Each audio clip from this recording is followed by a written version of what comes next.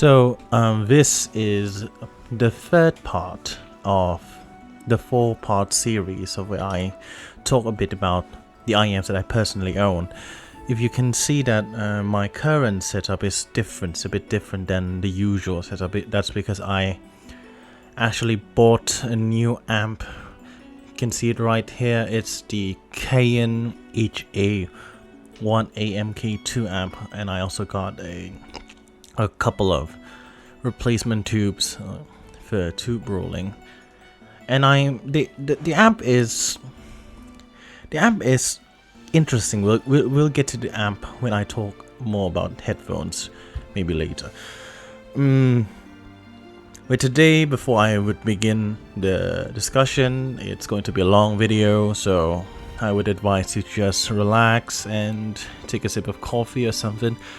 And I would like to give a shout out to a friend of mine. I don't know if Jason actually communicated with him before. It's another reviewer with the channel this I don't know how to pronounce it properly. I would not want to pronounce it improperly. We've communicated for quite a while, and I see that his reviews are actually quite fantastic in my opinion, and very thorough too. He has different type of points of views that I usually don't talk a lot about in my reviews, so definitely go check him out.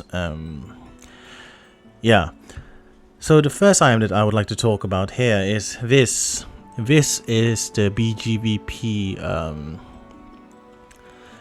DM6.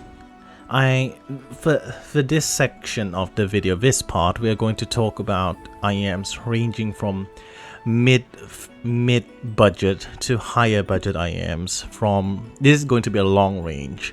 This is going to be above $150, just above $150. The first IEM is going to be the BGVP DM6. This is actually my first higher budget IEM. A mid-budget IEMs. The BGVP DM6 is one of the early release of Hi-Fi IEMs. It's not very early. It's when Hi-Fi IEMs started to break through the worldwide IEM market. I think it's one of those days. And for back then, I think the BGVP DM6 is actually an okay sounding IEM. It has the detail, it has the 3D type of space, although the tuning left a lot to be desired. If we going to compare it with the new Hi-Fi, the Neo Hi-Fi tuning, for example, the Moondrops, the FiiO Audios, those have exquisite levels of tuning. With the BGVP DM6, not so much, although BGVP until now isn't really the best IEM for tonal balance. So yeah, it has that 3D type of soundstage and imaging. It has that detail, although its transient response is a bit rounded up to me, although they do have that type of roughness in its treble representation, which may be because of the B8 timbre that you have here. The bass here is actually pretty good, to be completely honest. It's not the worst bass, definitely not. The treble region, or the upper mid-range region, is just, or the lower treble region, I think it's just a bit too rough in my opinion, so I usually pair them with my foam tips, the tin foams, to kind of ease up that roughness in its treble. I actually bought these for very cheap, because if you can see here, I don't know if it's zooming, the camera is high up there, it has a crack along the shell, like all around the shell, a crack here that I actually covered or reinforced with a nail polish. Actually, I used a nail polish for that. I actually got these for like $60, so very cheap. And I rarely use these anymore because I have a lot of other IEMs to use. But yeah. By the way, this is not all the IEMs that I've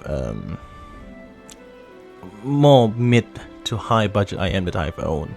Actually, I have quite a few, especially a lot of the Sony flagships. I used to collect those, although I I decided that they just aren't worth collecting. I'd rather buy more headphones, so I just sold. I sold the A3, I sold the H3, the XPA A3 and the XPA H3. I don't think I can sell the XPA 4 because they suck balls, and I wouldn't want anyone to be disappointed as I was disappointed at these. Okay, this is the XPA 4 was an X flagship, if I'm not mistaken. Either these or the XPA 40, or both of these are actually flagships, like the H3 and the A3 and the N3s and the Z5s and those type of things Sony released. I think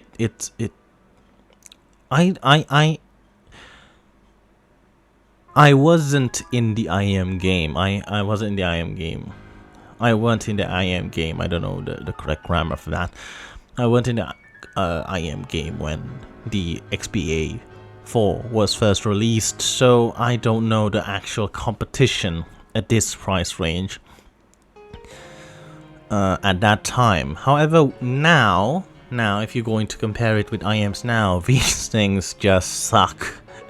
These things just terrible, like absolutely terrible. If you've watched some of my reviews of the I think I did it in the C Audio Bravery review, that I used the IER-M7 as a comparison unit. I mentioned that the M7 has, the treble region has that type of rough BA timbre that is just horrible at times. This happens all the time, and it's like 10 times worse. The treble here is just amazing how bad they sound. The bass is okay, like most Sonys, not most Sonys actually. If you've listened to A3s and the I don't know, I haven't listened to the Z5s. The A3s and the H3s have decent mid-range and treble presentation. However, the bass is just boomy and bloated and uninspiring in comparison with something like the EX1000 or even the very bassy IER Z1R. These Sonys have refinement in their bass. We're going to talk about these at the end of the video, towards the end of the video, because these two are actually my favorite IEMs. And as you can see from this first 8 minutes of the video, you know that I am a Sony fanboy. Although, considering that I am like shitting on these, I am not a total shill, I guess. This is horrible, it's just horrible. The tonal balance is bad, the sounds, the spatial presentation is just average. I think the detail is covered by the terrible shrill upper treble or treble region. It's just horrible. This is just shit. Don't buy these, even at like $50. I'd pick the Tin T2s or the Has It Sound Hard Mirror or even the fucking Blonde 03s 10 times out of 10 than the XPA 4s. Just don't. Maybe I got a 40 unit, but usually Sonys don't have 40 units. Most Sonys have at least good quality control. That is to be expected, so yeah. And talking about terrible tonal balance and tuning, this is the FiiO Audio Heaven 6. And I bought these at a very budget price of $75, I guess, yeah. About $75 to $80. And this is actually a 600, or I think it's 600 or 800, $600 to $800 unit. Okay, for above $200, for above $100, these suck in terms of their tonal balance. And it's quite a pity because these are actually pretty good in terms of its technical performance. It's quite detailed. The bass extension is quite good. The dynamics is quite good actually. Although the tonal balance just suck balls in my opinion. It's one of the worst, because I don't know if it's actually one of the worst. I think Final Audio is just horrible at tuning a lot of their things. Because I don't know if I just have terrible luck with them. Like I always listen to the terrible sets they have. Except for the E series. The E series are actually pretty good in my opinion. The E1000, the E500 is they both are a bit darker, but the E2K is very good. The E3K is a bit too muddy for me. The E4K and the E5K, I've never actually listened to those two yet. Although with the Heaven series, I think it's just lacking in terms of upper mid range. It's just there's no Pina gain here. There's no Pina there. At least that's what I perceived. It doesn't sound like there is Pina there. Its technical performance is actually pretty good. The imaging here is good. The soundstage here is actually pretty good also. But it just sounds honky and shit. It's not honky. I think it's just sound muffled. Yeah, muffled and shit. Yeah. It's sad actually. Maybe I would, if I'm the type of person that would EQ a lot of IEMs, I might actually listen to these a lot, but I'm just not that type of person that would EQ. EQing is just not my thing. And about IEMs that don't need EQ, the FiiO Legacy 4 is one of the more balanced on this table.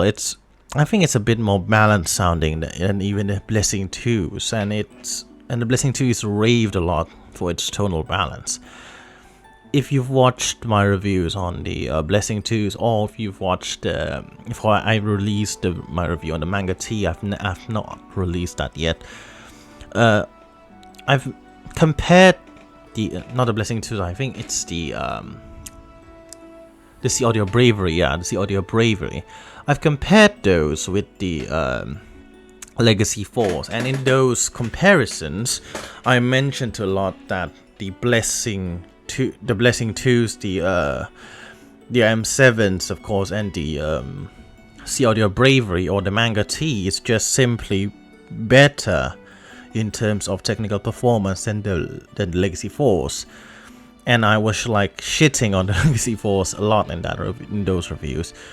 However, the reason on the shitting is mainly because the comparison is just way. First of all, they are more expensive. The Blessing 2 is almost twice the price of the what do you call it? The Legacy 4s. It's like $190, I think. This is about $190, and this is $350.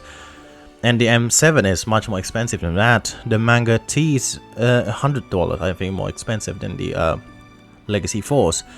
So, and the Audio Bravery is also more expensive than Legacy 4s. It's simply because it's the cheapest, but yet it's one of the more balanced in terms of tonality in those region. I think it's a bit more balanced than the Blessing 2. It's a bit more balanced than the what do you call it? The M7s and the Braveries and the Manga T. I think this is quite fantastic in terms of their tuning, in my opinion. So yeah, and the technical performance and that it's still not horrible in my opinion. It's pretty good actually. The spatial presentation is very good here, especially for its price. So this is actually quite a fantastic IEM if we were looking the presentation that it presents there.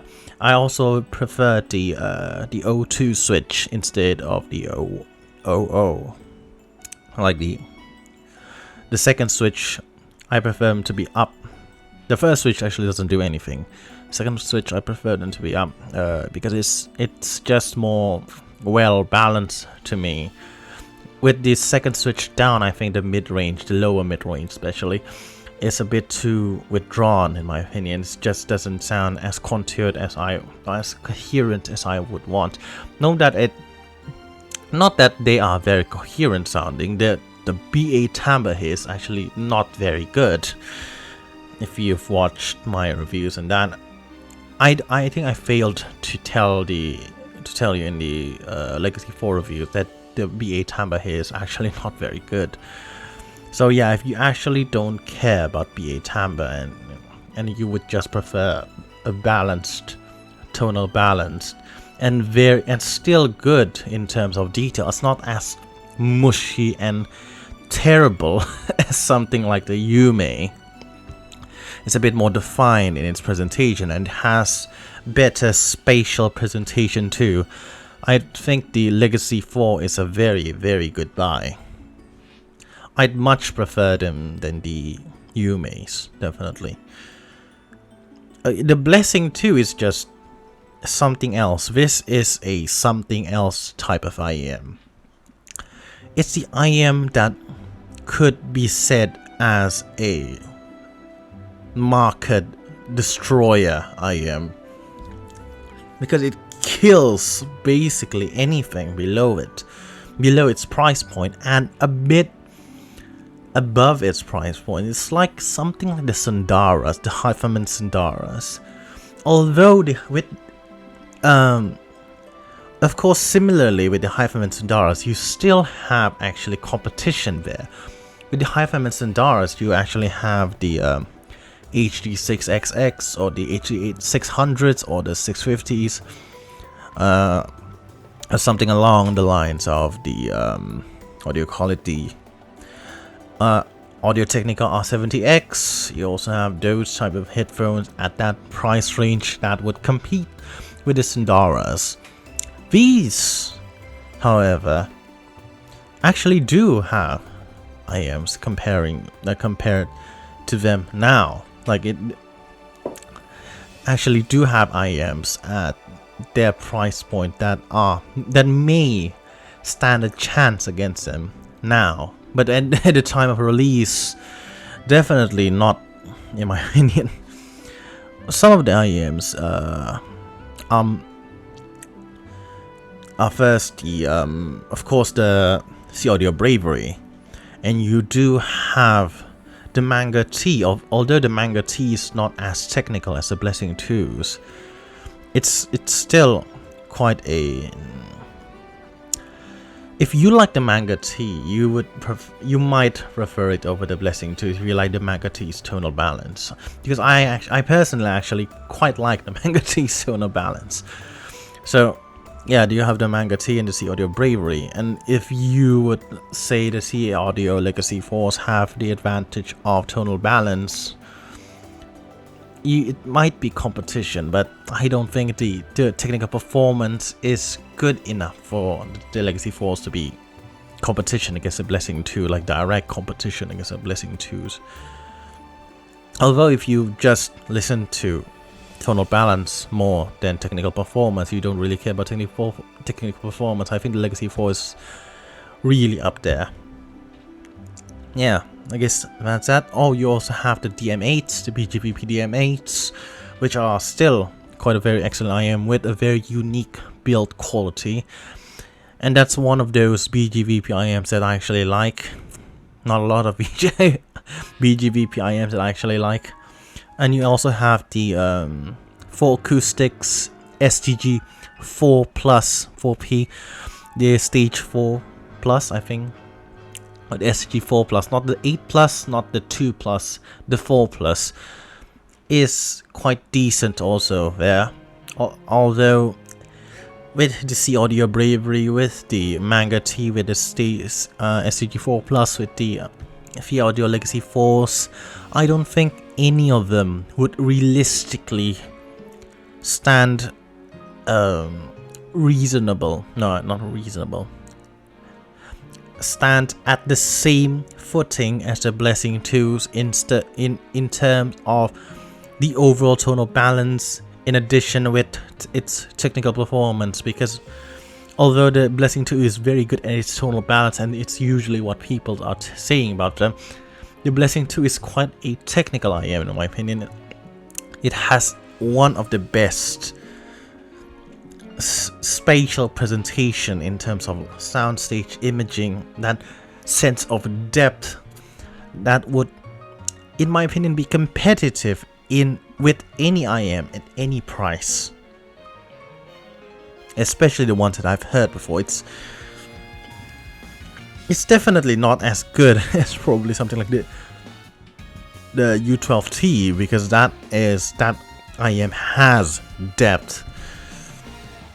It's also not as wide as the Z1R, because this IEM has width.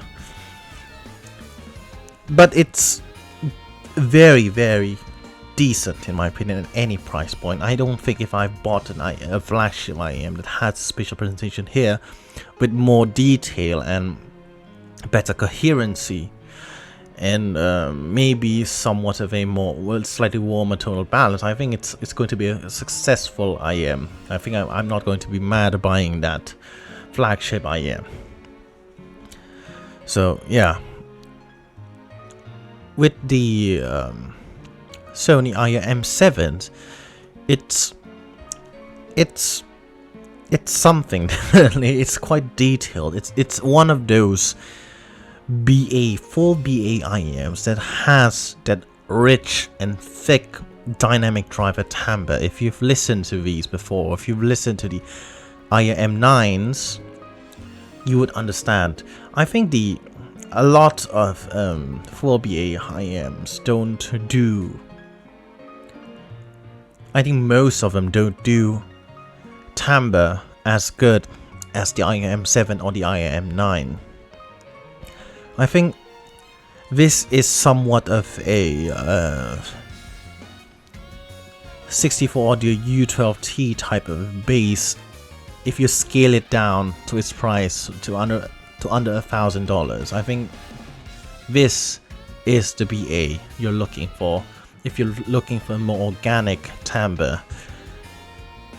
But sadly, the timbre here, while it's very good for the bass, it's very good for the mid-range, it doesn't do very well in its treble region. The treble region's timbre is just rough in my opinion. It's definitely not the best. However, for detail, for dynamics, for stage width also, the M7 is definitely one of the best, especially if you can buy them second-hand, because if you know about Sony, their second-hand units usually price well below the new one. So if you buy the M7 second-hand, it's quite the price to performance ratio that you're going to have. Like it's sorry. And yeah, with the EX1000, okay, this, I think I'm going to talk about the Z1R before I talk about the EX1000. The Z1R is, okay, before I bought the Z1R is the IEM that stopped me from buying IEMs, to be honest. Before I bought the Z1R, I was always curious of what's the next big thing, of what is the best IEM out there. I actually bought the M7 after I bought the Z1R, so I used to only have the Blessing 2s and the EX1000. These two are usually my go-to IEMs. Before I bought the Z1R, I was like thinking of what IEMs are better than the EX1000, are better than the Andromedas. So I was like on a quest, somewhat of a quest, searching for IEMs. Oh wait, I shouldn't really talk about this. It's going to be at the... By the way, the Z1R is going to be at the 4th video. in conclusion, the conclusion of that, I would talk about my adventures with the Z1R and the EX1000, maybe at the fourth video, yeah, then the part 4. In conclusion, this is one of the best, if not the best IEM that I've ever tried and used, and I've listened to a lot of those. I've listened to a lot, almost all the GH audio. A lot of them suck. I've listened to a lot and almost all of the Empire ears. Not the new ones, not the Legend X and up, but the Legend X and down. I think the Zeus, the Cerberus, the other else, the Leonidas. I think you have the Leonidas there. I've listened to a lot of those IEMs, also Noble audios, also Campfire audios. I listened to the 64 audios also, and none of them impressed me more than the Z1Rs. It's just something else. There is a coherency problem here. I do realize that, especially in the mid-range. Although I think that's the only weakness that this one has. It's like, and by listening to the M7s and the M9s, you also know that the mid-range of Sony BAs have very good timbre.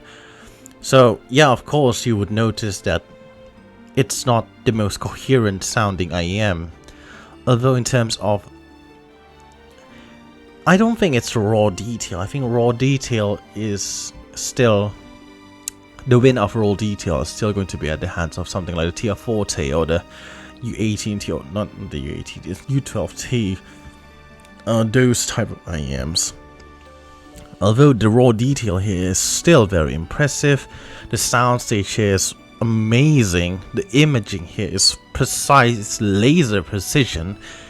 The bass here is the best that I've tried. I've never tried the Odin yet, so I've tried the 64 Tier Trio, Tier 40, but I've never tried the Odin, so maybe the Odin's going to be better than the Z1Rs, but I have to try one before I really know which one's better. But this is the best bass that I've heard so far. It's elevated, yet it doesn't bloat, it doesn't bleed.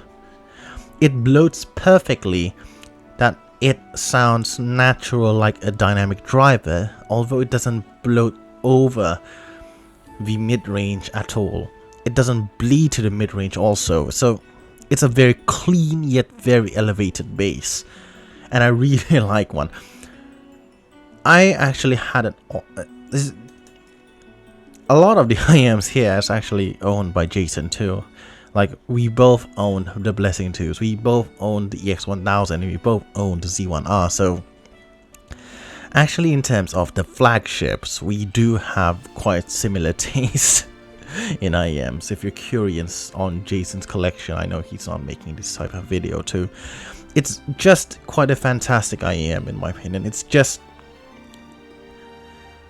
one of the best, if not the best. I don't think it's actually the best. I've never heard the Odin, and a lot of people says the Odin's going to be better. But still, a lot of people also said the Z1R is better than the Odin. So yeah, that thing. The treble here also uses a single dynamic tweeter. It's one of the best treble. It's one of the best presentation of treble that I've heard in an IEM, if not the best. I don't like the presentation of treble of the U12T because it has the type of BA shimmer up at the upper treble region. I think it's a bit too much elevation there. Maybe I using the bass here module. I forgot what the name is of the bass here module. It kind of smoothens up the treble up there, but I still think the timbre here and the perfectly elevation, the perfect elevation of the treble region is just amazing. It's very smooth, yet it's extremely detailed, yet it's also perfectly elevated in my opinion. So yeah, actually I am more impressed with its treble than their bass or mid-range. It's amazing how natural the treble presentation is on the Z1R if you have the right fitting, because I fit the Z1R quite differently than a lot of people. Maybe a select few users of the Z1R actually use the fitting that I use with them, is that I use them like an etymotic IEM. If you've noticed the etymotic IEMs, if you checked the ear tips that I have laid out here, this is the difference. This is going to be the usual ear tips for my ear. It's going to be medium or large. Yet I use the super small ear tips for the Z1R and the EX1000. That's because these two have a very particular way of fitting them to your ears that realistically only the smallest ear tips would fit, because I wear them like an etymotics, which means imagine this is the inner part of your ear and this is the outer part of your ear. Usually when this is the ear tips, okay, this is going to be ear tips. Usually when you think about placing a deep fit into your ears, it's going to be about like this, right? It's going to be about placing it right above, like, or on top of the whole of your inner ear. That's probably going to be what most people will do, or actually what I actually did when first listening to these two. It's like placing them here. But what I've noticed when actually using a smaller ear tips, for example, this is a small ear tips, and actually use it and penetrating the inside of your ear, like violating it, like violently violating the insides of your ears until it's blood everywhere. I actually bleed when the first few times I tried the Z1R, and that is actually a worth it sacrifice for the sound quality that you can have after that fit, which I'm going to talk about later at the next video. And with that fit, amazing. I've never tried a better IEM than the Z1Rs with that particular fit. And yeah, the EX1000 is one of my favorite IEMs, like ever. It's like these two are at the same rank as my favorite IEMs ever. So you fit it like this too. Like I fit my EX1000 like this too. I used to not fit it like that. I used to fit it like this, but now knowing the sound quality that I can get fitting them like this, it's just natural for me to do it. It's painful at first. I know it's going to be painful at first, because the thing about etymotic nozzle is they are built very thin and skinny, that it is always designed with that type of fit in mind. For doing this inside your inner ear. However, with the Z1R and the EX1000, although it's not as thick as the Blessing 2s, imagine having to stick this with your ear tips inside you. It's not going to be a pleasant experience. The EX1000 and the Z1R actually have a bit thicker nozzle diameter than the etymotics, because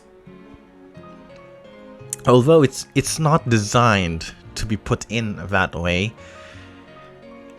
I do have, for me personally, I have the best experience listening to them if you fit it that way. So I would recommend everyone to actually try doing that. Although I would only maybe recommend it if you have larger than average ears like me. So I have gigantic black hole ear. So yeah, I have to wear it like that for the optimal sound quality. Because with that, I'm just going to say it right now, the bass here level, the bass level is it's noticeably less. It's still very elevated, although it's less pronounced, I guess. The mid-range here is actually more energy. You also have more energy in its mid-range when you fit it that way for the Z1R, which is definitely if you're looking for the number one weakness there, it's going to be the mid-range. It's a bit pulled back because of that incoherency in terms of timbre and its overall tuning. You do have that type of feeling. But with the extra deep fit like that, the etymotic fit, the death fit, I would like to say the death fit, you do have a bit more energy in the mid-range and a bit less energy in the bass, which evens everything out, and you already have the perfect amount of treble. So what you have is a highly technical, super spacious IEM with near perfect tuning and tonal balance. So yeah, an excellent timbre too. So exactly what a lot of people are looking for if they actually choose you or choose your ears or deem your ears to be worthy of that fit. So yeah, with the EX1000, if you've actually seen a lot of the reviews there or a lot of the frequency response posted with the EX1000, you do notice there are lots of treble peaks there, and they are actually quite intense at the treble region. I am not the one that has an extremely iron-clad ears that wouldn't feel violated listening to such peaks and dips in the treble region. Although with that fit, I sound like someone pulling shit out of my ass, but it's actually gone. The peaks are fucking gone, and I couldn't believe it. The peaks are fucking gone. It's literally, the peaks are fucking gone, and what you get is a very technical IEM with amazing bass.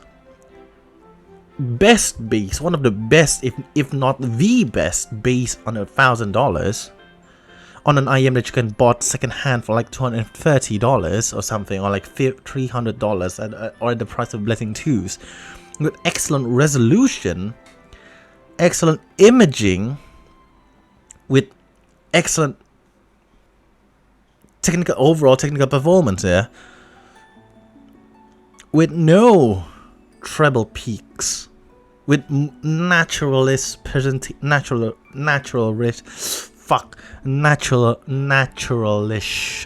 yes, finally, fuck, what the fuck is wrong?